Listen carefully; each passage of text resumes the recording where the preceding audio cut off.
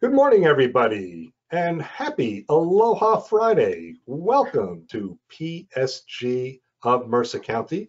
The Professional Service Group of Mercer County is a group that is here for you. Anybody that is in any kind of career transition, doesn't really matter why. It could be, of course, the economy has affected our positions, or maybe for a while now, your company had their own reorganization, or you've taken it upon yourself to take your own career in your own hands and you want to go in another direction.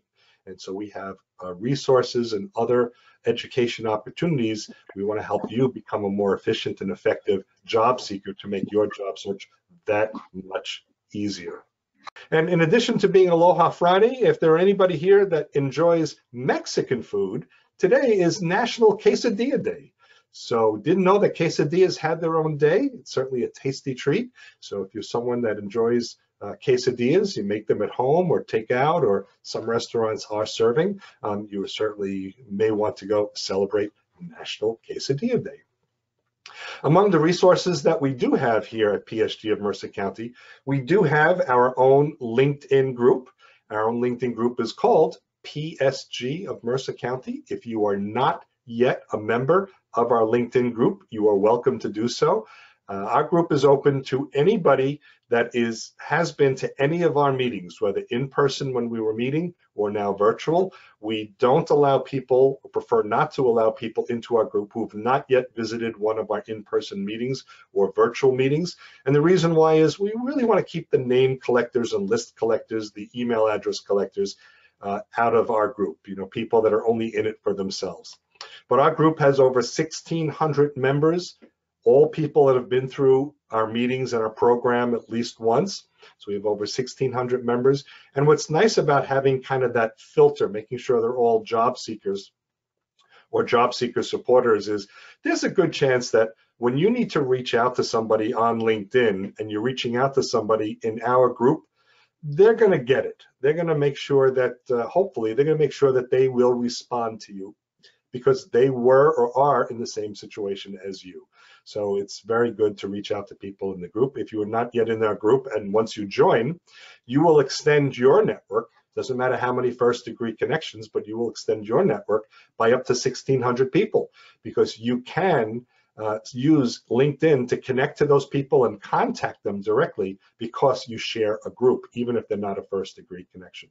Types of activity you can do in a group, well, we do share articles and job leads and other postings and meeting announcements. They're always there, so you can get that information. And if you have any such information, if someone sends you a wonderful job that just doesn't match your background, you think it's really good, copy it out of that email that you got, paste it into the group, and now you are active in our group, and that just helps your profile in LinkedIn as well. In addition, we have a website. It is psgofmercercounty.org, psgofmercercounty.org, and in there, our website is over 120 pages, web pages of content. And so if you are looking for almost any type of information as you're getting started in your job search, as you're trying to help yourself with decisions, we have a lot of information in our website that will help job seekers. It's not only a website just for Central New Jersey job seekers, but we have career resources, professional development, links to e-learning websites. We've got 42 links to e-learning websites, and so they're all available in our website, psgofmercercounty.org. So you're welcome to go take a look at that anytime you want. So just to remind you what some of the ground rules are, in just a moment, I will be turning over the meeting format to Erin, and also I will be introducing Erin. But as a reminder, what I do ask is that you do indeed keep your microphone on mute. You are certainly welcome to keep your camera on or off. That's up to you to do that. And so if you want to keep your camera on, you're welcome to. I'm sure Erin will be happy to see some faces. But if not, you're certainly welcome to keep your camera off. But do keep your microphone on mute. In Erin's presentation, what she's going to do is she'll stop about between every slide if necessary. We're going to ask that you put your questions in chat. Chat is the button in the upper right corner. It looks like a little cartoon call out, the way cartoon characters would be talking on paper or on such. So you click on that and there's chat. And so in there, you can chat to everybody or just one person. Keep your chat, especially the questions, to everybody. That way both Erin and I have the opportunity to see it. Mostly I will be monitoring the chat. Erin will as she can. Of course, she'll be doing her presentation. And when you write your question, I ask precede it with the word question. And there's already a lot of chat in there, people introducing themselves. There's a lot of information that people are posting, and that's fine. But at least if we see the word question, then we know it's a question and we won't skip over it. We'll do our best to make sure that we look for every question that you ask. So as the presentation goes, ask a question, even if it's in the middle of one of Erin's slides, no worries. And I'll be monitoring the chat, and if I see a question as she finishes a slide, I'll just say, oh, excuse me, Erin, we have a question, and she'll address it right then, because she said she wants to keep her answers to your timely questions as close to the point when you ask them. So remember, precede your question with the word question. Okay, so hopefully you are all muted now, and I will be checking up and down through the presentation. But until then, I will say that PSG of Mercer County is just very pleased to welcome Erin Haywood. Erin's career as an educator consultant has been grounded in critical thinking about some of the toughest societal issues like diversity and inclusion, accessible education, or workforce development. With 10 years of experience in various industries such as nonprofit, education, and tech startups, Erin has partnered with several corporations, including Facebook, KPMG, and Prudential, to diversify their applicant pool by developing solutions for their hiring needs. Recently, Erin founded Powered by Purpose, Inc., an online community and career coaching service for professionals of color looking to plug into their purpose and level up in their careers. Receiving her MA in counseling from Loyola Marymount University and BA in liberal studies with a minor in Africana studies from San Francisco State University, her mission is to empower her clients to live authentically by identifying root barriers to their development and success. So PSG of Mercer County is very pleased to welcome career consultant, educator, and diversity recruiter and strategist, Erin Haywood. Hi, everyone. Thank you again for inviting me. I deeply enjoy teaching and connecting and building community. This particular topic is something that I'm very passionate about. It kind of stems from this idea of what are the stories that we tell to others, so that way they get to know who we are at our core and how do we really build that authentic connection, so that way we can work towards a future that all of us want to be a part of. And so a lot of today's presentation will be not only presenting statistics and information around how the workforce has changed, especially in these times of COVID-19, and just us being in a digital age, but also it's more around how do we tell our story so that way others want to connect with us. And of course, along the way, I want you to interact. I'm going to be taking pauses throughout the presentation to have you put your responses into the chat box, as well as your questions or concerns. And yeah, I'm excited to get into today's topic. So we're going to go ahead and get started. So just to go back for our agenda, just to review, we're going to be talking about what exactly is an online brand. And I had the amazing opportunity to chat with not only my brother-in-law, my dad, my mom, and I asked them, I was like, what do you think of when you hear the word brand? And it's been really interesting to hear the different generations' responses to this. So I'm going to get into that with this group today.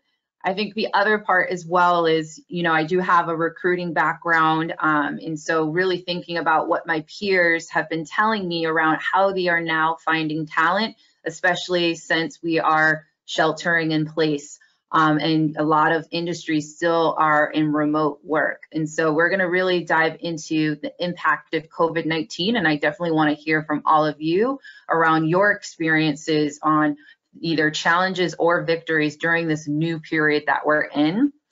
In addition, I will give you tips and strategies on how to build an online presence, what exactly is that? What should I do? One of the things that my dad said the other day, he was like, well, how often do I need a post? I think I made this thing called an Instagram, but I don't use it.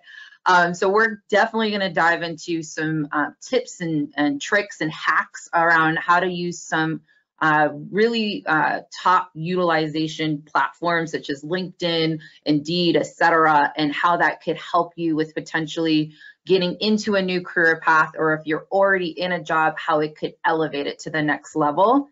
I want to briefly talk about a branding statement because it can be used in summary sections of profiles, but it also can be a tool being used in interviews or networking.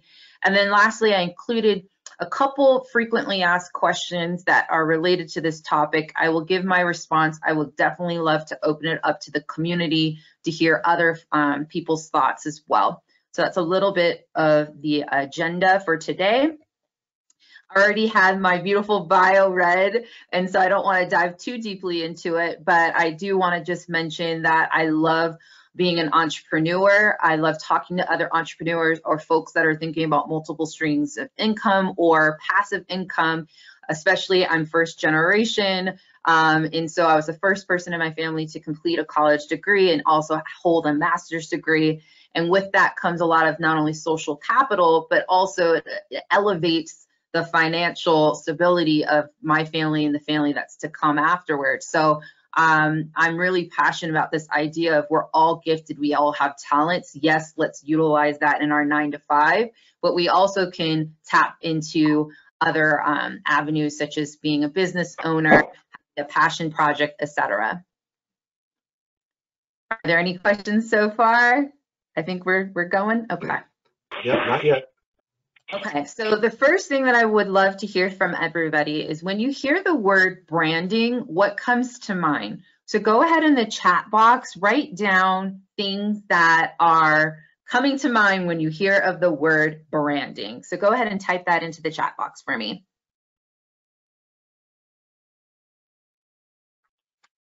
So I see marketing, product name,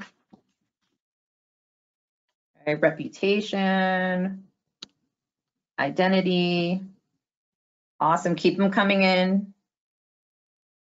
Personality, product, image, Nike, product again. What makes us like unique or different? An association. Okay, we're seeing product again. My story, awesome, keep them coming in. What you're known for. Journey, cool, keep them coming in, I'm loving it. Who I am. Okay. Jeff Bezos, your brand is what people say about you when you're not in the room. 3 snaps to that, right? So what's being said about you? What you can expect, how you come across, awesome. Okay. So thank you, keep them rolling in. I wanted to start here with just creating kind of a common language and also just to talk about how branding is used, right? So from a business marketing standpoint, we can definitely understand why folks put things down like product, Nike, company, right? What we think of when we think of a particular product or service that's associated with a company. So there's strategies and kind of frameworks to build a company image, a product image, and that could include what's our color scheme, what's the feeling we want when consumers are thinking about our product, what are our values, how do we make sure all of our marketing assets really tell the story about who we are, so it's very clear, there's alignment, right, of what they're going to receive when they interact with our organization. So there's definitely elements that we can take from those business-based frameworks into our personal brand. Now, I really loved how folks wrote down like reputation, my identity, my story, who I am, what's being said about me when I'm not in the room, right? So there's definitely elements of how we are being perceived, right? And whether or not we like the perceptions that folks have of us or not, but we're constantly being kind of assessed with or without our permission a lot of times.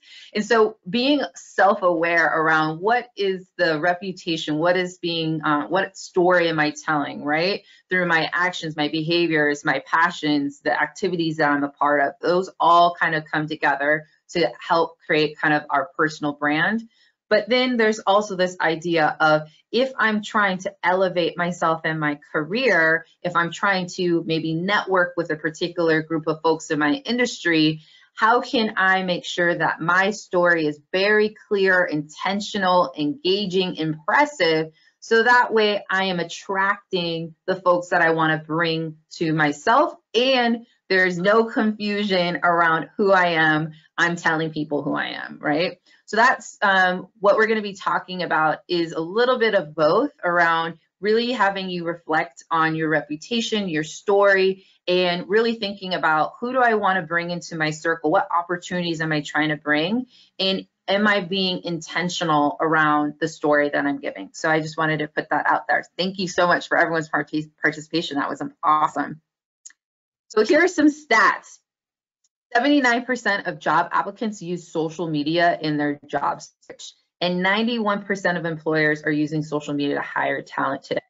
The reason why I wanted to start off with this is I think it's always important for context. For me, you know, I always wanted to understand, well, how did folks find opportunities throughout the years? How has that process changed, right? And so really thinking about, you know, you could walk into storefronts, you could find opportunities in classifieds and newspapers. There used to be maybe more word of mouth or community-based referrals. And now how in 2020 and what the projection's looking like, online is the way that folks are disseminating information, finding talent for job opportunities. And if you're wanting to promote yourself, whether because you have a business or you just want to connect with people in case there's an opportunity for you, the utilization of online platforms and tools is now the way that we're going. So that's something that I really want us to think about, is how has the job market hiring process changed over the years? And these numbers are pretty staggering. 79%, 91% of folks are not only using it to hire people, but they're using it to find jobs. So once again, in the chat, I really want folks to think about, in a very personal way, and share what you want. How has COVID-19 impacted your career or job search? Or if you have loved ones or colleagues, you can share, you know, this is what I'm hearing that's happening to folks because of COVID-19. So go ahead in the chat box. I would love to hear your responses on how COVID-19 has really shifted the career market.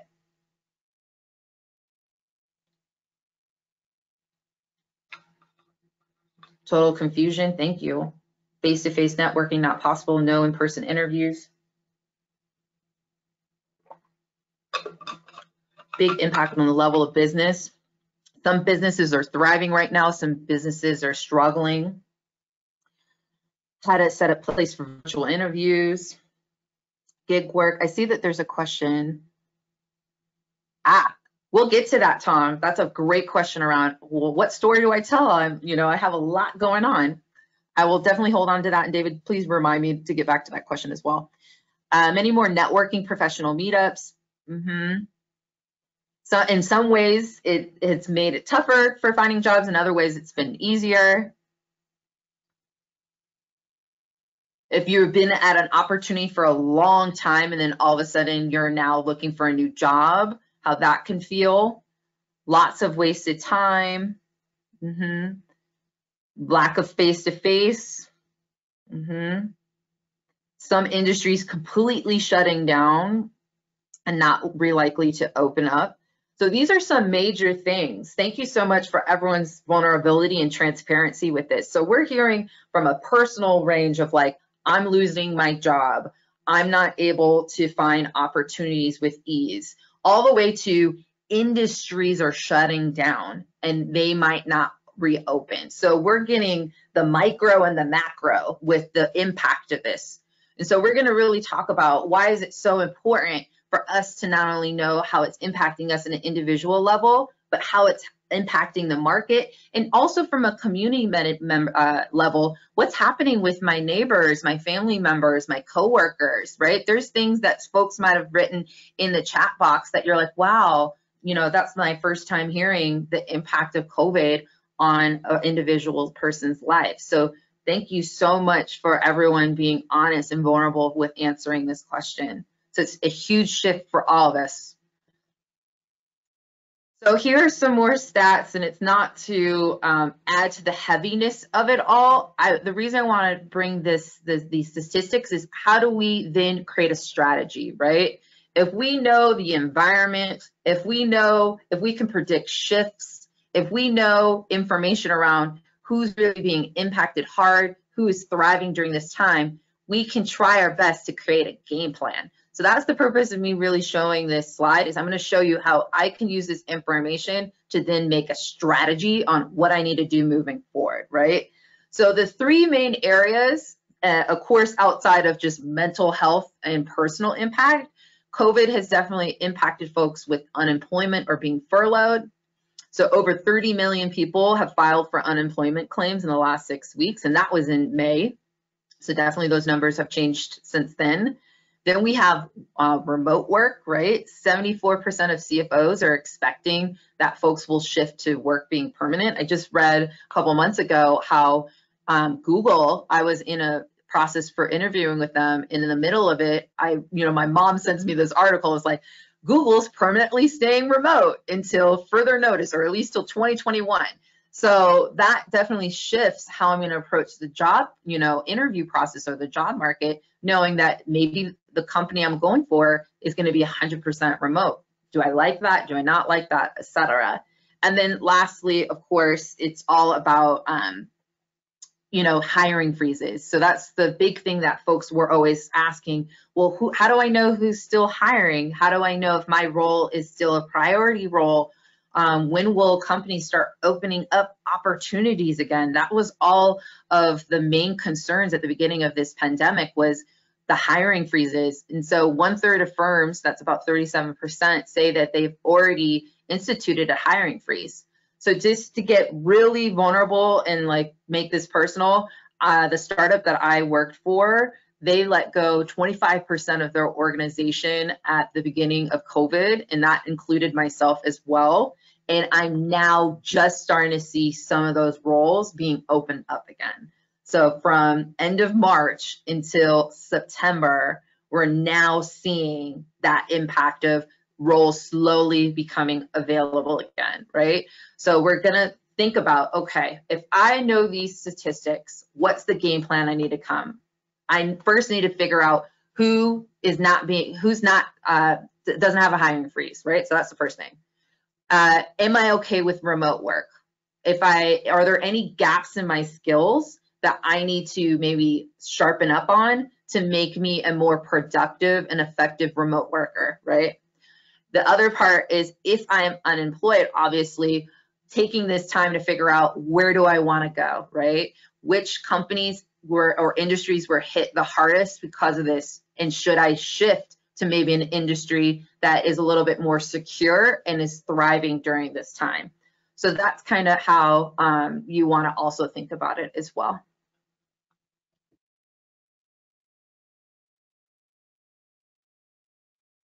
Alrighty, so we're going to go to the next slide. And thank you so much for everyone putting your comments into the chat box as well. So from a recruitment standpoint, and this is the lens that I just want to frame, that the information is all around, how can I take this information to help me with either finding a job, securing a job, or potentially elevating it. Definitely want to respond that, of course, there's the human aspect of this, right? Where we might have had loved ones who have passed away. We might have had loved ones who were sick or ill. So that's an emotionally taxing element as well that we have to put on ourselves as we're trying to navigate this new workplace. So I definitely want to recognize that. So from a recruitment standpoint, there's typically three main areas how COVID has shifted how folks are finding talent. The changes in hiring needs have definitely occurred, the method of recruitment, and then just overall changes in the job market. So if you can imagine, right, the method of recruitment, a lot of y'all have already said it in the chat box. It's online, right? So in-person interviews are now virtual. Going to a conference that might have been in person, no longer going to the conference. If that conference is now being held virtually, now they're recruiting virtually, right? If they were planning on partnering with an organization to go and meet and do coffee chats and all that, they might have needed to cancel that, right? You know, on my end, working with a lot of students and entry-level professionals, you know, internships had to kind of either be shifted, canceled, or 100% moved on virtually online. So there's a lot of different ways that recruitment has been impacted. The other thing as well is if a lot of industries, when they saw that this was coming and they knew it was going to impact the market, they had to be really conservative with spending. So a lot of my coworkers have talked about how budgets have gotten cut, budgets have been shifted, or whole departments have been let go, right? So how companies decided to approach the situation is going to be different case by case. But just knowing that budget cuts out there are occurring, right? And that could, the outcome of that could have been hiring freezes, budget cuts, etc. I think the other part is really understanding organizations' high priority roles during this time and which roles are either going to be on a hiring freeze or kind of put down to the bottom of the priority list. So if I was networking with somebody, one of the first questions I would ask are, what are your high priority roles, right? And which roles right now are not being hired at the same rate it used to before COVID? And if I have a specific question about my particular role, I'll just name it and say, what has been your experience with hiring recruiters during this time? Is it on a hiring freeze or they're not hiring at the same level or rate? So that's something that you could be leveraging when you're having networking conversations, especially with either hiring managers, CEOs, directors, or recruiters. You want to know the landscape of what their priorities are right now and what the likelihood of you getting into a role during this season would be. The other part is the method of recruitment, which I already covered, but it says 94% of companies report that they are utilizing HR recruitment software to help them with their hiring needs. So as you can imagine, the influx of applications after a lot of folks were laid off, that inbox of resumes, of applications, if a company wasn't using a software system to help navigate that, it would slow the hiring process down drastically, right? Especially if your company is based on manual, meaning that your employees are reading resumes, scheduling interviews, etc.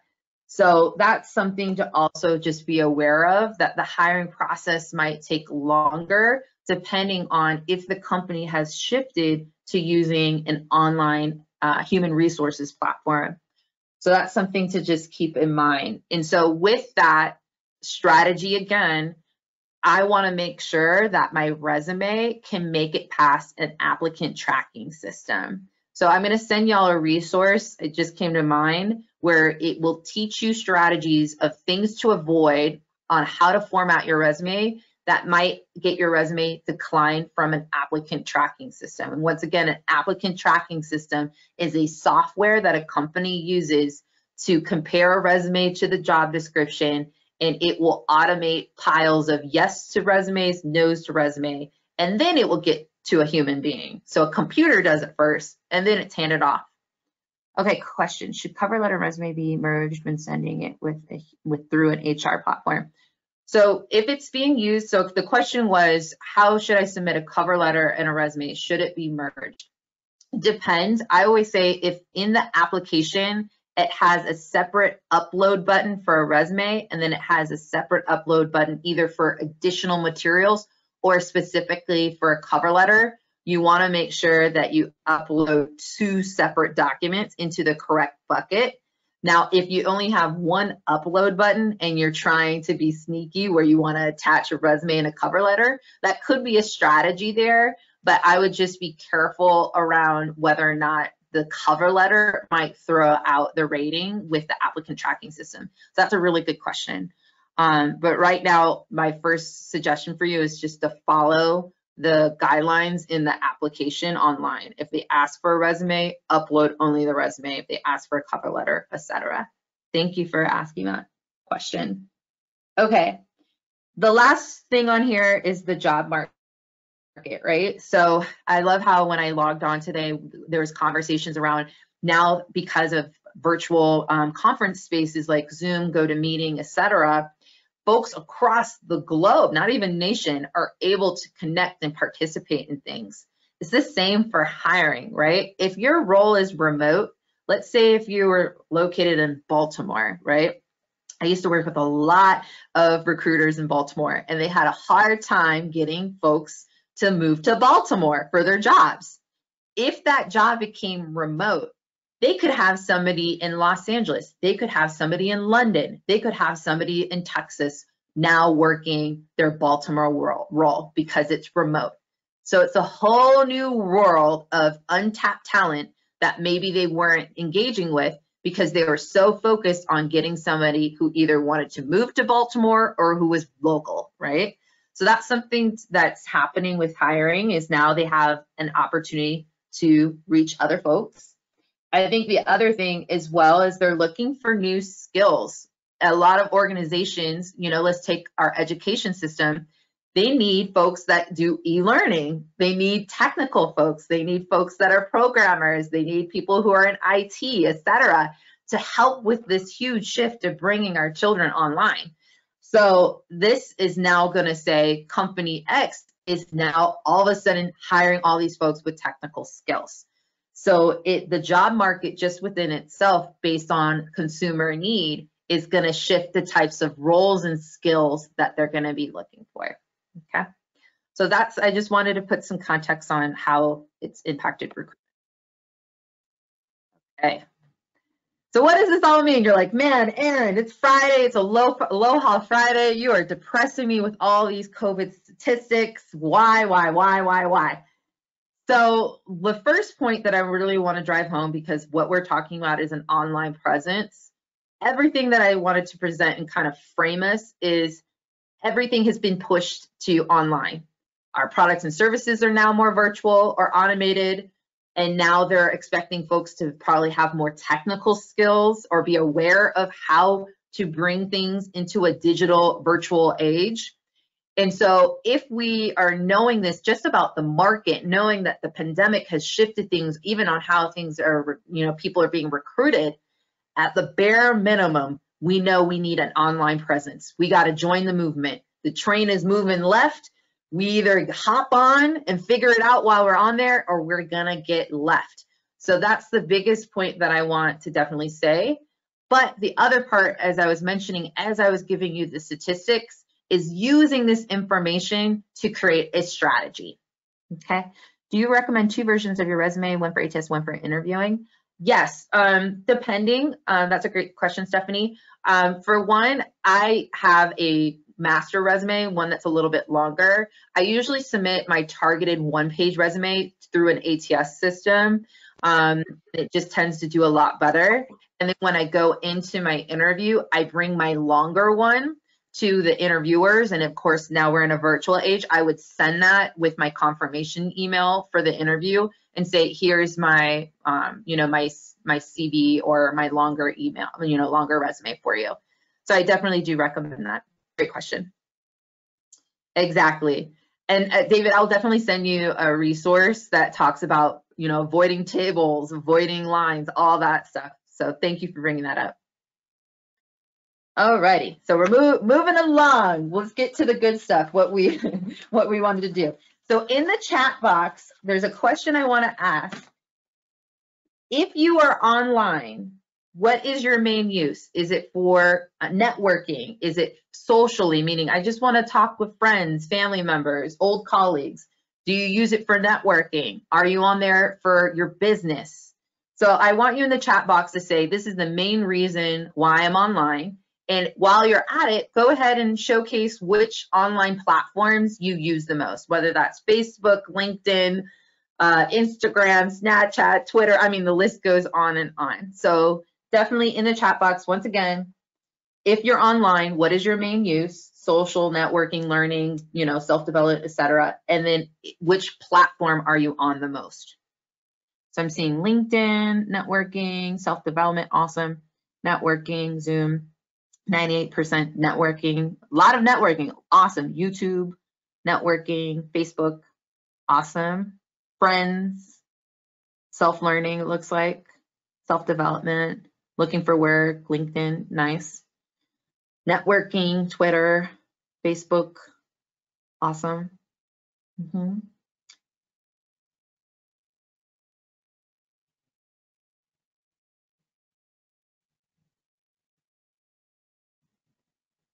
Thank you, Alex, for that information about the ATS as well. Please, if you have any suggestions, tips, strategies, enter it into the chat. Keeping in touch with family, friends, awesome. So it looks like the majority, I love this community. It's a nice range. I'm hearing networking, I'm seeing self-development, learning, friends, right? Awesome. So the main thing that we want to think about is there alignment, right? A lot of times I'll meet with clients and they talk about how they want to get more customers or clients, or how they're having a hard time networking. And then I ask them what platforms they're on, and they're just using it for friends, right? And there's nothing wrong with it, but it's an untapped tool that can give us access to networking, can give us access to building skills, gives us access to job opportunities. So why not use this tool for its full capacity, right? So that I'm really happy that all of you put the different variety of options here. Awesome. Okay. Alrighty. So what are the benefits, right, of being online? If I was talking to somebody and they're like, Erin, I don't like social media. I don't want to be on my tablet, my phone, my laptop all day. I'm just going to use my own personal network, or I'm going to just go online and fill out applications, right? So why should I really be thoughtful of how I show up online? Here are a different couple of reasons. One, as we've seen, there's data that proves that recruiters are coming to you now, right? They are actively going on platforms to find talent. They're no longer waiting for you to fill out applications. They are actively out there trying to headhunt, bring people in. So if you are not online, you could be missing that great opportunity for a recruiter to outreach to you. So that's one of the reasons. The other is expand your online network. We might only know who we know in person, right? We have our community, we have our family, we have our coworkers. And if you're a really social person, that could still be a really wide net. But the internet gives us the world, right? It gives us untapped communities that we may never encounter in person. And so just alone, LinkedIn has more than 690 million active users, right? So just being online alone can give us an opportunity to connect with people we might have never met in person. The other part is, if you are trying to use these platforms to gain followers, gain customers, because you have a side hustle, a business, etc., you definitely want to make sure you're intentionally using these platforms for advertisement, for engagement, for promotion of products and services, for outreach. The list goes on and on. So 90% of customer service will be done via social media. So just even knowing, engaging with customers, we're moving in the direction where social media will be in the main way of engaging with your consumers, right? The other part is just being digitally available. So what I mean by that is, there's the classic example of, I created this profile, but my picture's old, or there's no picture at all, or I have like one post. And so there's a difference between being on there, but being active. And what we define by active is, are you posting? Are you liking? Are you sharing? Are you putting articles on the internet? Are you posting videos? Are you tagging people? There's so many different things that come with being active on social media. So that's something I really want you to think about during and after this presentation. Give yourself a rating. Where am I at with my activity with being online, right? Am I a wall? Am I completely invisible, meaning I have it, but I hardly go on there? Am I a wallflower? I'm on there, but I don't really like other people's stuff, or I don't really comment or anything. I don't really share any videos or articles or photos, right? To I'm highly active, right? And we all have those family members where they are liking everything, they're commenting, they're sharing articles, videos, they're even texting or calling you and saying, why didn't you check this out on my page, right? So there's a spectrum, and I really want you to think about where I am in that spectrum of being digitally available, right? Last, be tech savvy. One of the things that we don't think about, by us being online demonstrates our technical abilities, right? If you have a really strong online presence, it can show someone on your page that you know how to post things, that you know how to create marketing materials online, that you know how to look at analytics, which is looking at the data around how many people are coming to my page, how many people are liking, etc. It can even show you if you made your own website or you made your own YouTube video, if you made your own podcast, whatever it might be, that you have these amazing digital technical skills. So without you even having to brag to the world that, hey, I have these skills, you are showing a product of your ability to interact with online platforms. So that's something to think about. All right, awesome. So there's a question around networking with LinkedIn. There's a whole complete slide on that, so I'll get to that in a second. The same with recruiting contact. We can definitely talk about that in a sec. I love the direction that all of y'all are going into. There's also a question, how many platforms are too many or too few? That's from Vance. Going back to the digitally active, I could be on 20 platforms and I'm only truly active on 2. For me, if I'm not going to be on a platform, and what I would define as activity, at least posting once or twice a week minimum on this, or checking it, logging on, reading content, whatever the purpose of that platform is, get rid of it. Unless if let's say your purpose of being on that activity is just to be more passive. So what I mean by that is if your resume is on Indeed.com, you might not need to check it because your resume is doing the work of just living there, and your hope is that a recruiter will come across your resume.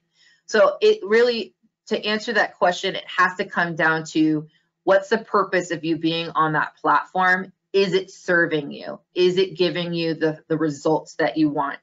If you're not on it, it's not giving you any results, I would say leave it behind and focus your energy on the platforms that you like being on and that is proven to be fruitful. So that's my approach with it. Because I used to feel the same way. I was like, I'm on Twitter, I'm on Snapchat, I'm on this, I'm on that. And I'm like, I'm really only on Instagram, Facebook, and LinkedIn. So let me just focus on those 3 platforms and do them well. Awesome.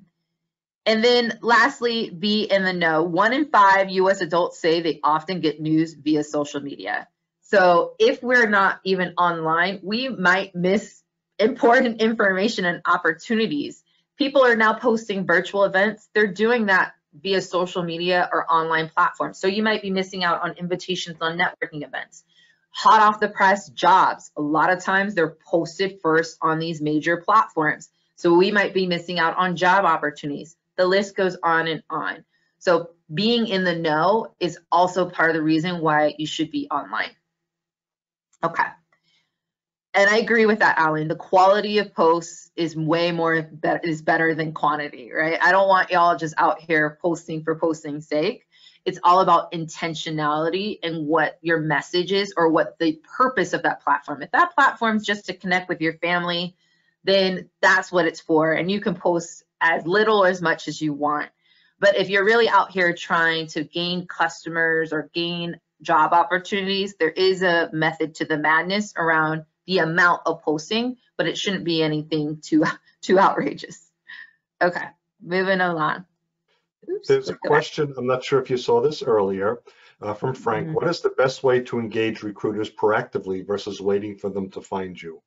Is that when you said you could slide, or Yep, I'll tap into it a little bit, but we have a whole LinkedIn Oh, because very for good. me, recruiters live on LinkedIn the most out of all the platforms that I've seen, in my opinion. And so there's going to be some hacks that I'm going to show you with LinkedIn that will give you some strategies on how you should go about it. But my main thing is when I talk to recruiters and when I was a recruiter myself, one of the main things that you have to realize is high activity. Their inbox is probably really, really busy. So you have to be super intentional of what you're asking them, and you want to avoid asking the recruiter things that can be found in the job description or the website.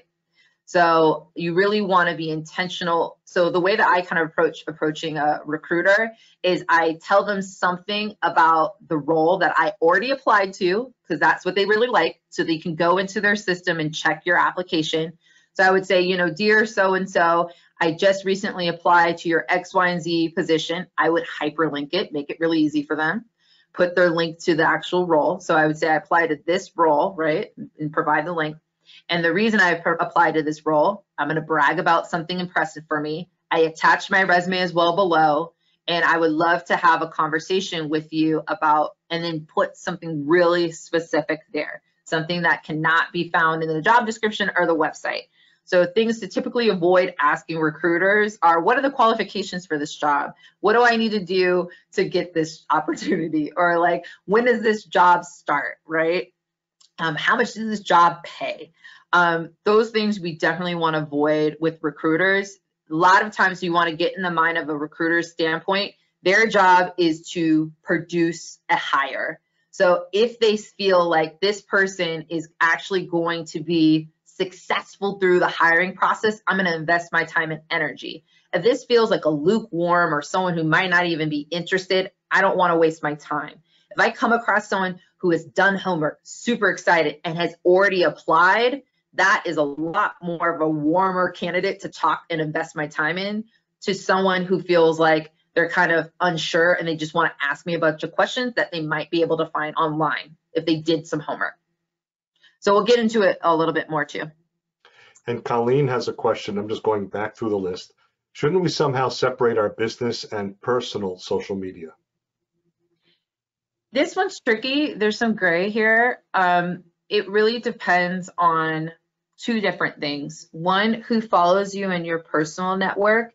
If your personal network is a mixture of folks that you might want as customers or clients, or you might want to network with, you might want to at least tell that population of what you do and how they can get in contact with you on the business side, right?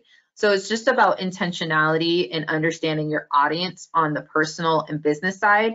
I do agree from an aesthetic and intentionality, putting two different pages or having two different accounts keeps things separate and clean. So I do a little bit of both. On my personal page, people know that I'm a career coach. They know I have a consulting business, but I'm not, all my posts are not about promoting my products and services. I don't want to do that to my social community. I don't want to do that. But if I had a successful workshop and it's a picture of me with the students I work with or the clients I work with, I will post that on my personal page. So they will have an understanding of what I do as a profession. And a lot of times my business and referrals comes from my personal network. Now I do have a business page, and of course I'm way more intentional around the ad value I'm bringing. So my content will be a lot different. My approach to gaining followers will be a lot more strategic, right, than my personal page, which will be a little bit more organic. So to answer your question is, I usually am a fan of two different pages, but really understand your audiences of those two different pages and make sure they know who you are, what you do, and how they can connect with you. Okay, which gets into the branding statement. That was a perfect segue. So the reason why I want to bring in a branding statement is we always want to revisit it to make sure that it still sticks true to what we're doing right now and the direction we want to go in. And so I'm just going to give y'all a brief overview of how you can use it in action. So of course, in interviews, you can use it for tell me about yourself questions, right? You can use it in your profile summaries. So a lot of these platforms that y'all mentioned, from LinkedIn to Facebook, even Instagram, they have a little section for you to tell your audience about who you are. It's usually recommended to fill out these sections. Not everybody does it, but I usually do because it's precious real estate that was given to us for a reason and can be used really strategically and intentionally. And then lastly, branding statements can be used for elevator pitches, which is when I'm networking or meeting new people, what are the pieces of information I want to make sure I tell them about myself so they have a clear understanding of who I am, what I do, and where I want to go. So with that, there's a simple formula that I use with a lot of my clients if you tend to struggle with this. It's as a blank characteristic or a job title or title you want to give to yourself, I aim to what's the type of impact that you're trying to do by or through and give the method. So if you are a wedding photographer, right, you could say I'm a charismatic wedding photographer that aims to bring joy and quality to my clients by providing one-on-one, customer-centered and excellent service, photography services, right? So just by that simple statement, I understand that this person's charismatic, that they care a lot about their customers, and the way that they tend to bring this impact or tend to bring this goal of theirs to life, right? So this is something that I really want you to think about is what's the story that I tend to tell people? Is there anything that's disjointed or not? So to go back to someone's question earlier around, well, what if I'm like 18 different things, Erin? What should I say? If that was the case, I would try to give like an umbrella term. So if you are a person that's very hands-on and creative, and that has caused you to be in all these different lanes, then maybe that's what I would say, right? I am a creative innovator that has utilized my skills in X, Y, and Z to be successful as a project manager, as a technical, software developer, as this, right? And overall, all these things, I'm trying to bring quality products to a community in need, right? So try to find themes or connections between all the different titles you might hold. So it's very clear to someone so they don't get confused, because sometimes what ends up happening when you have a lot of different lanes, right, is the person might label you a jack of all trades, or a lot of times, because I'm that person, your close loved ones say, you are all over the place. Like you are always changing what you're interested in, and they don't see the connection that I see around why I'm interested in so many different things. So that's the reason why I would really try to find an umbrella term or a connecting theme, and then say, because of this theme, this is why I like all these different areas, and all these things interest me because I want to make this type of impact, right? So yeah, Renaissance man, yeah, or woman, yeah. So there's different ways that you can kind of come up with a term for yourself. And don't worry, you'll have access to this deck, but I am aware of time, so I'm going to keep moving forward with this. I hope that was helpful. The overall big concept, your online presence is vital. It's a vital asset to your search, but I also feel like it's just a vital asset in life nowadays. It's the way we connect. It's the way we disseminate and take in information. It's the way that we now sell things and purchase things. It's the new wave. So here are just some quick FAQs that I want to quickly go through, and then I will open it up to some general questions from the audience.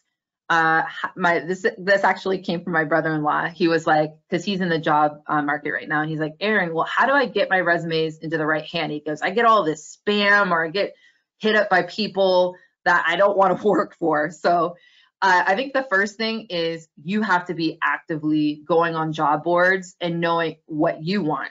Usually if the resume is getting in the hands of people that you don't want, it could be a result of an unclear branding statement of your online profiles. So maybe you need to clean that up and make it very clear of what you're looking for and where your expertise is. It could be that you yourself need clarity, right? If you're like, I'm open to anything, I need a job, then it makes sense that you might be being hit up by people you actually don't want to work for. So if we have very narrow like understanding of what and targeted lens of what we're looking for, most likely we're going to get positions coming back to us that are aligned with what we want. The other part is, if I know exactly what I want, right? If I want a project manager in manufacturing, right? I'm going to go into these job boards and utilize their alerts function. And so I'll show you that in a couple seconds. So you want to make sure you do that. I'm worried about people I don't know contacting me or having access to my personal information. What should I do? And so first thing, most of these platforms have privacy settings. So you want to go to your settings tab and click on your privacy option. You can set up things where you have to approve every single person who becomes part of your friend or follower group. You can have it privacy where they can only see certain parts of your profile. You can have it where you're closed off and they can't see anything until they become part of your network. So definitely use your privacy settings if that's something that's important. One of the things I had to find the hard way is I uploaded my resume to LinkedIn, and all of a sudden I was getting all these phone calls and all that. And I realized I left my phone number on the resume. And so I removed my phone number, I removed my address, and I only left my email. I don't care if spammers are coming to my email, but I do care if they're hitting me up via my cell phone or mailing or even driving by my house. So remove any confidential or private information you don't want to live on the internet, right? And then lastly, you can always indicate in your summary who you're looking to contact or not. So you could say only looking to, connect with recruiters or people seriously trying to, interact with my business, X, Y, and Z. So you can also do that as well. How do I meet people in my industry or interest areas, right? You're like, I just can't meet the people I want to meet investors. I want to meet other creatives. I want to meet people who are hiring, right? Professional associations, just like this organization. So groups, organizations, meetups are still occurring. They're just shifting a lot of their model to being online. So still utilize those organizations. And so if you're like, well, I don't even know of a professional organization, I usually go to Google and literally say, HVAC of Asheville professional organization, things will come up, photographers of New York, and, a meetup group or a networking group will pop up. So utilizing Google to find groups is a way to come up with the list. Utilize LinkedIn. And so I'm going to do a demo really quickly of that. Your alumni networks, still tap into them. You are still an alum. If you went to an organization, whether that's a school or you graduated from a vocational training program, tap into those alumni networks for sure. And then, of course, attend virtual events. So these are just some small tips and strategies as well. What are the top sites I should have my resume listed on? This is just my opinion, but I also did some research around just activity, meaning how many posts they have, how many recruiters or companies are on there. So LinkedIn, definitely, Indeed, ZipRecruiter, and then USA Jobs are some great sites to put your resume on. Oh yeah, Maxine, I love that. Using a Google number is another way as well to make sure you still get contacted from people that you want and you can avoid folks having your personal number. That's a great point. Or a PO box as well is another one too. Where is my LinkedIn one? Hold on, y'all. I missed a LinkedIn. Where is my LinkedIn? Aha! I was like, I know I have a LinkedIn one. Okay, let me go to these two slides really quickly. I was like, I know I missed something. Okay, to go back to what are some elements to help you build an effective online presence or brand, checking your digital footprint, making sure that what you have online is not only about, are my photos updated, is the information on my profiles professional or updated as well. It's just Google yourself, make sure that the photos you're taking and the photos that folks are tagging you in are appropriate. We're in a day and age where we opinions and approaches and perspectives, it can be divisive, right? And so we have to understand that we all have biases that, that can go into the hiring process. And so an example of that is I might have a political view and it's all over my professional platforms. And I have to know that someone who might be hiring might have the complete opposite view of my political view. And that might deter them from wanting to interact with me. Is that right? No, right? Human bias should not be part of the hiring process, but we can't control it. We can try to become aware of it and approach it from that, but there's still a lot of bias out here. So just understanding, I call them kind of bias traps. Is there something that's on my profile that could potentially tap into someone's unconscious bias, which might impact them from hiring me or not? Now, you always have the authentic choice to say, Erin, if they're not about this, this is who I am, this is who I will show up to Monday, Tuesday, Wednesday, Thursday, Friday. Then you can live that life and say, if they have a problem with something that's on my online profile, then I don't want to work there anyway. So that's something just to think about. Tell your story. We already talked about the branding statement, but it's really important. People like to know who you are and what you do. Utilize keywords and buzzwords. So if I am a career coach, which I am, career coach needs to be somewhere on my profile, because when people go to search engines and they go career coaches Asheville, I want to pop up. So really think about which searches do I want to be a part of, right? So you've got to really be thinking about that, right? So if I am a photographer, photography needs to be somewhere in there. If I'm a project manager, project management needs to be somewhere in my profile. So when people are searching for things, I pop up. Lastly, upload your resume. I already gave some sample boards. And then we already talked about this idea of engagement. LinkedIn hacks, because I know we had some questions about that. Keywords in your profile. So right underneath your name, you can put titles underneath it. This will help when folks are searching for things. So once again, I am very strategic of the titles I use underneath my name. I put career counselor, I put ed tech, because I do want to be part of an ed tech search, and I might put consultant, right? Anytime someone types those three things into a search bar, I hopefully will be surfaced. So really thinking about keywords used in your profile. Complete the skills section. Recruiters will try to find folks based on your skills. So making sure you are filling that out on your LinkedIn profile. Follow accounts and professionals in your profession. So to give you an example, let's say if I wanted to follow Elon Musk, if I am part of Latinas in tech, if I'm part of Engineers of America, what sometimes recruiters will do is when they look up Latinas in tech, or they're looking for Latinas in tech, and I'm part of an organization that literally has those terms, I'm going to be surfaced.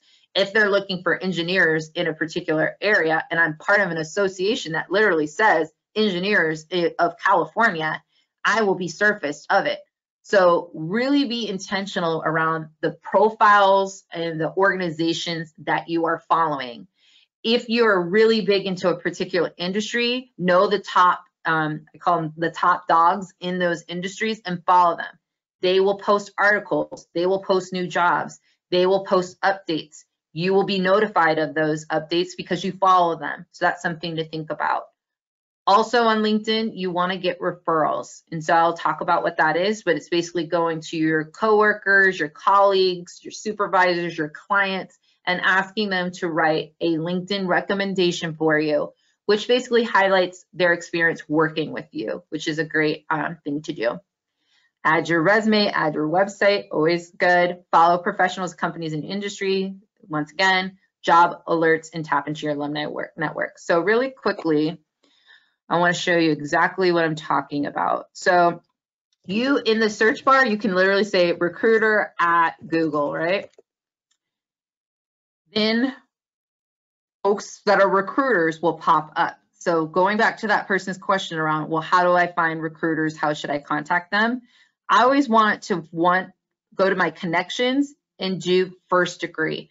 How LinkedIn defines first degree, that means that I know them personally, okay? Second degree means someone that I know, person is the person I'm trying to connect with. So there's one person separating me and that next person I'm trying to get in contact with.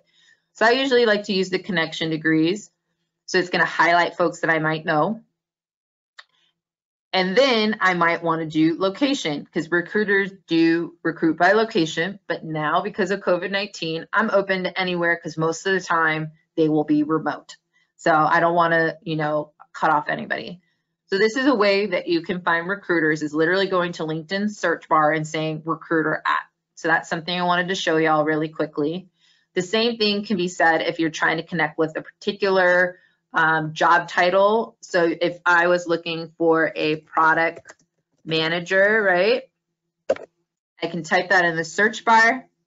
Once again, I only want to find people with these keywords. So it's already on people, but I could have switched it to jobs if I wanted to. It's already on my first and second connections. 2, with current companies, if I wanted to, you know, I have an interview with LinkedIn, and so I wanted specifically connect with someone who works at LinkedIn, I can do that as well. And I can filter by location. So once again, if I want to only look at product managers in the New York area, I can filter that way as well. So that's something that is available for y'all to connect with very specific professionals in a particular area. You can use LinkedIn search bar and use their filtering mechanisms to get in front of somebody who you really want to connect with. I mentioned Alumni Network. I use my Alumni Network all the time. There it is, boom. So once again, I want it to be a school. So it's going to bring up LMU anytime it's in someone's profile. So here's my school. So I'm going to click on my school.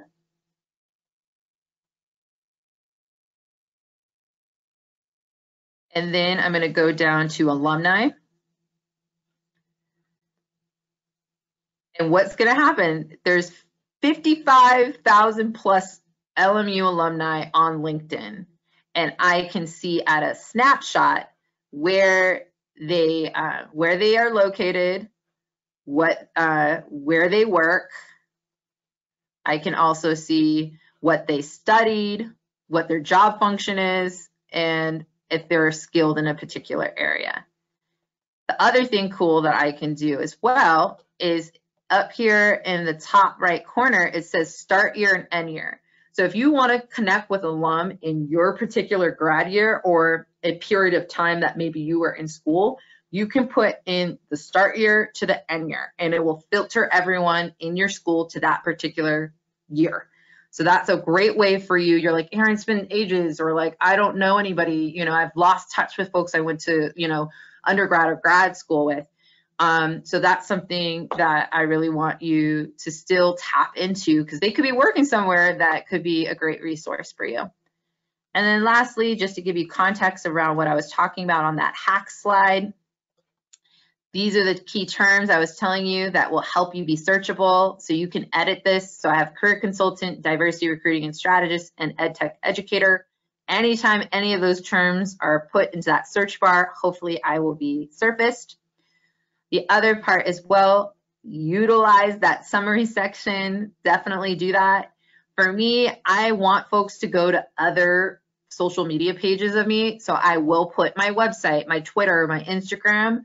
So if you are running a business or if you want to connect with as many people, put your other platform links there so they can then go on these other platforms, find you and follow you. I uploaded my resume here as well.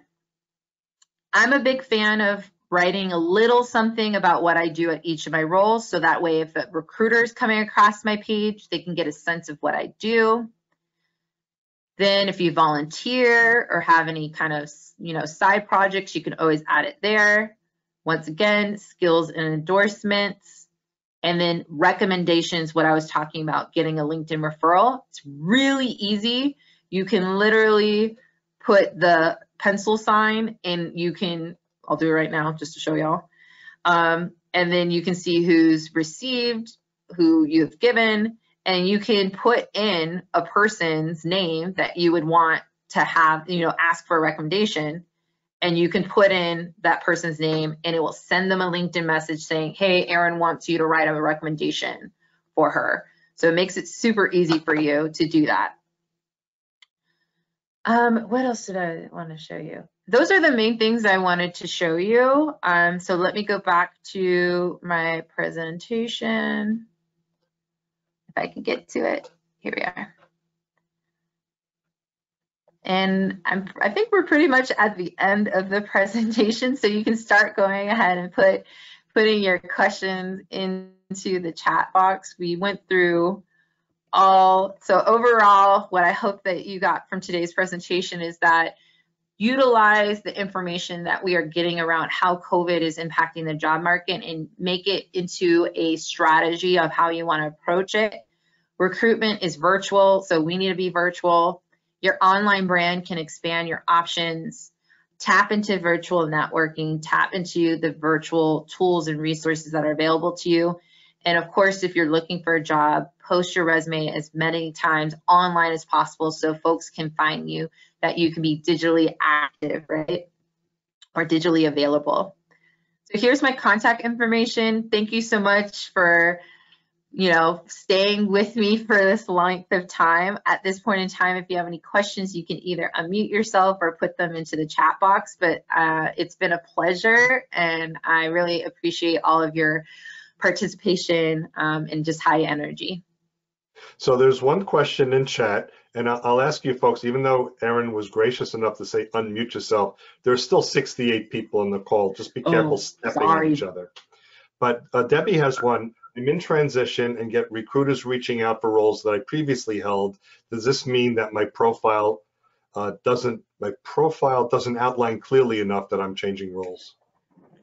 Yes, great question for my career transitioners, right? Let's say if you were, I was just working with a client who was like a CEO assistant for like 5 years at like law firms, and now she wants to go into UX UI, talk about a change. But she keeps getting hit up to become an admin assistant. And she's like, I do not want to be an admin assistant anymore, right?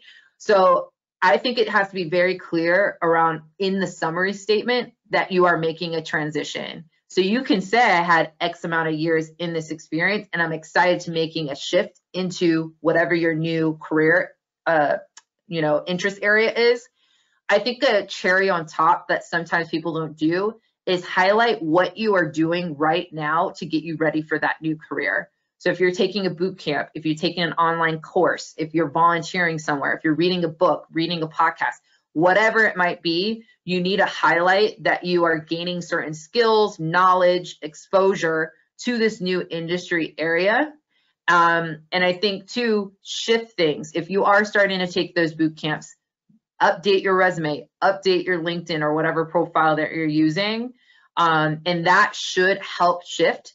I think the other thing is, once again, people are still the #1 resource to tell us of an opportunity or to get us through that first door into an interview. If your friends and family or network still thinks that you are wanting to pursue this one area, start with them first. Hey, friends and family, I'm taking a huge leap. I'm changing from this area to this area. If you hear of any opportunities or know people in this industry, please connect me. I'm trying to make this shift, right? That will be super helpful, because that has happened to me before where they're like, aren't you still doing counseling in schools? No, I'm not. I'm recruiting now. Don't send me school counselor roles, not anymore. So definitely make sure your network is aware of your career change first, and then update your online stuff second. Great question. Okay, and then there was a question earlier, so I'm just going back to it. It was from Tom. What if there are multiple stories you want to tell? I can't even read this. This is a graduate degree word. Multi-hyphenated person. I guess he's got multiple careers. Nonprofit manager, technology leader, project leader, group facilitator, artist. Folks have a hard time seeing that as a brand. Mm-hmm. I tried to tap into that question earlier. For me, there has to be a theme that connects all of those together. So starting off with that umbrella term or that theme around what interest, why are you interested in all these different areas and why you feel like you're good in all those different areas. So you can either focus on like a characteristic where you could say I'm a systems thinker, what actually helps me be successful in executing all these different lanes, or you could say all of these different things are of interest to me because of this reason. I think the most impressive story you can do is results. What employer does not want to hear about how you've driven some type of result? Even if you're an artist, how are you driving your art to consumers? How are you producing art that is meaningful or telling a story? How are you as a product manager driving products, right? So if you're having a hard time because you feel like you want to, almost compartmentalize where you go, well, should I tell my product story? Should I tell my artist story? Should I start with an umbrella and then talk about how you have executed with excellence all these different lanes? That's really impressive to a listener versus if you don't really do that, it could come off where you're disjointed, you have too many different lanes, jack of all trades. Terrific. Joey has a question. He's curious about your thoughts regarding ageism. Oh, it's alive and well, y'all. Yeah, absolutely. It's alive and well. I mean, couple things. Ageism in the hiring practice, it's there. So I would say your biggest asset is going to be networks and referrals.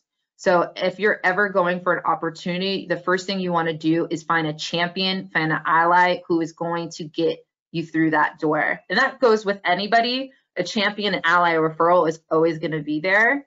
When I work with clients, when I was working in the community college space, I worked with what we call non-traditional students. And I used to work with students who were coming back after being in a career for a long time and switching. And so they were going back to school to get some credits, et cetera. And they would always say, well, Erin, if I put my grad date on my resume, that will give away my age. And that might be a deterrent from, an employer hiring me.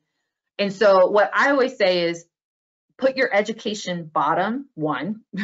So move your education to the bottom of your resume. Don't start off there.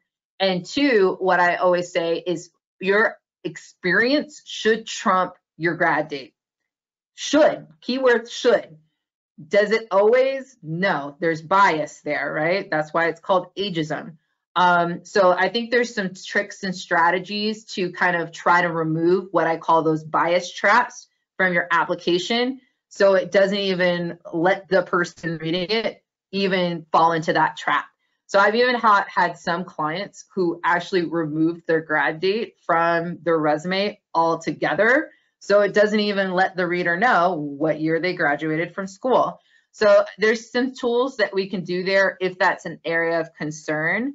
Of course, I'm really curious, and I've been reading like research articles around how we're in this beautiful time period where all these different generations are working together in the same workforce. A lot of times there's a lot of articles around millennials, that's me, and folks that are baby boomers, which is my mama and my daddy. And so how does a baby boomer work with a millennial? But then we also have Gen Xers, and then we have a whole nother, Gen Zs and all this kind of stuff. So I think that we are in this cool period where each generation could be learning from one another and building from one another. And so I think where I've seen it done really well actually is in the tech space, surprisingly enough, where I have seen each generation in the same space a little bit more often than others. So yeah, that was like a broad question, but those are things that were top of mind for me when I hear the word ageism.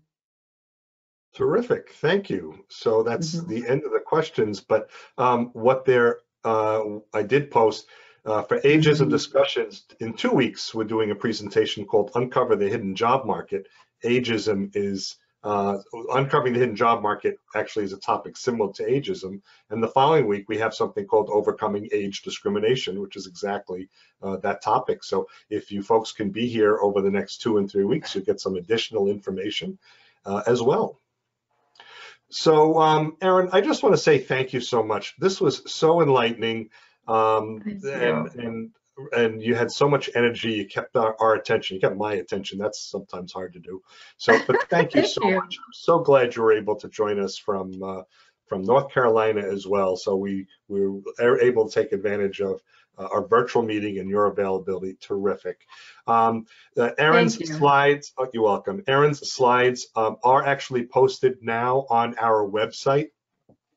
On the right side of our website, middle of the page, is a link called Meeting Presentation Documents. You click on that, you'll go to a new page for all of our links, and Erin's slides are there right now. The chat, we'll post the chat, which is on from the program a little bit later. Erin said she may send some other documents along, so as soon as she does, I will post those as well. I think there was something related to the 8 ATS tricks that you were going to do as well, so thank you. Picking up on a couple of other points about that LinkedIn headline section. You know, I think it's now 150 characters that LinkedIn gives you, and so many people don't use all 150. Use all of it. Put all the keywords that are relevant for you. It will help recruiters find you as they search on some of those keywords. So it was very helpful that the keyword discussion that Erin had a few minutes ago, but use all the space that LinkedIn gives you. And she also talked about or identified 4 job boards that she sees are the hot job boards right now. So that was a big help. There's a strategy you can do with job boards, which is every week update your profile on each of those job boards that you posted. And every week update and or I should say upload your resume, re-upload your resume. Because the job boards do work a little bit like social media sites, and they have search engines a little bit like Google. So if you update your profile every week, if you re-upload your resume every week, your profile is new and fresh and current. So it kind of acts more optimistically. It'll bring up newer profiles before it'll bring up old profiles. And what can you update in your profile? Very simple, change your phone number. And but I mean change your phone number, maybe with the area code, instead of putting 609 dash or whatever your area code, put 609.123.234. So that way it'll change and it'll recognize that you've updated it. So little tricks like that can also help on some of those effective job boards that Erin identified. So that may be helpful for you as well. Great tips that Erin had. So what's coming up over the next couple of weeks? Oh, and I should also let you know, in a few minutes, we will wrap up the meeting, but I'm going to keep the session open for open networking. At that point, everybody or anybody can unmute. Erin, you're welcome to stick around as your time allows. I know you're busy today. So we'll keep the mics open, the program open for a little while. So that'll be in just a few minutes. But next week we have Stan Silverman will be here. He's a leadership coach, and he will be talking about, when searching for a job, how to create a competitive advantage for yourself. So, you know, that kind of piggybacks exactly on what Erin was talking about. So I think that we have a nice kind of continuity between this week and next week. So Stan Silverman will be here next week when searching for a job, how to create a competitive advantage for yourself. That's October 2nd. October 9th, I will be your presenter, and we'll talk about uncover the hidden job market. There are so many jobs that are out there. Forbes says about 70% of jobs are not published. 70% of open jobs are not published. So we'll see if we can get our eyes on some of them. So hopefully that'll be helpful for all of us as well. And then the following week, it will have a discussion about age discrimination. And that will be Ken Share, Overcoming Age Discrimination. So we've got some good programs coming up the next few weeks. You're all welcome to come visit. If you are not yet on our email list, at the very least, what you can do is go to our event calendar. That's at our website, psgofmercercounty.org. Click on the event calendar page. Each event, the week of the program, will have the upcoming connection information for the web. And it changes every week, so you can't use this week's for next week. It's just a safety thing. Other programs, George Pace still keeps his live Facebook program every Sunday morning. And so you can get that at facebook.com/keeppace. facebook.com/keeppace. That's with 2 P's. Other organizations that are virtual and running exciting meetings, PSG of Central New Jersey. They are running every Monday at 10:30 in the morning, psgcnj.biz, psgcnj.biz. So check them out, see what their program is this Monday. Also, what we have is PSG of Morris County. They meet Wednesdays at 9 a.m. And so you'll want to go to psgmc.org, psgmc.org. So that's what we have coming up, and those are other programs as well. So once again, Erin, thank you so much. Virtual applause. It was a wonderful program. So Thank glad you all. you were part of our program, now part of our family here. And so we will be putting all your information up on our website shortly. And with that, everyone, I hope that we will soon be able to see you virtually next week or anywhere else in the job seeker support community. But until next week, have a good week and goodbye, everybody.